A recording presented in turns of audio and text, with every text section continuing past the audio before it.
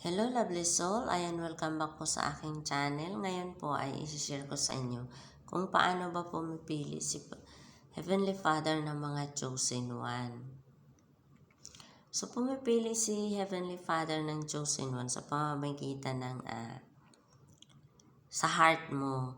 Nakikita ni Father God kung ano yung nilalaman ng puso mo and through your spirit. God saw something in your spirit. Okay? Nakikita ni Father God yung different mo sa iba sa pamamagitan ng spirit mo at saka ng puso mo. Hindi katulad ng sa mga tao kasi kapag ang tao ang pumili is tinitingnan nila yung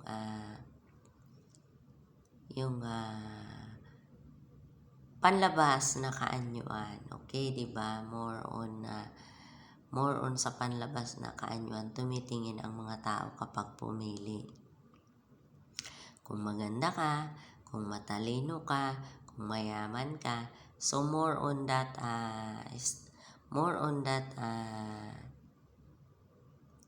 criteria tumitingin ang tao.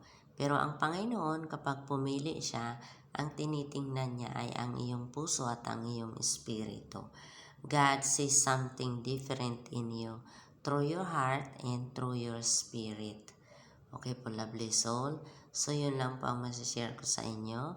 Thank you for watching. God bless and I love you.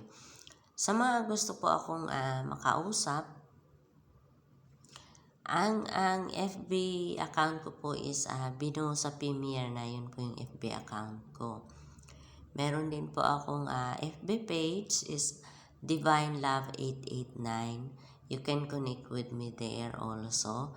Sa Divine Love 889. FB page ko po yun. Meron din po akong TikTok and meron din akong Instagram. Okay?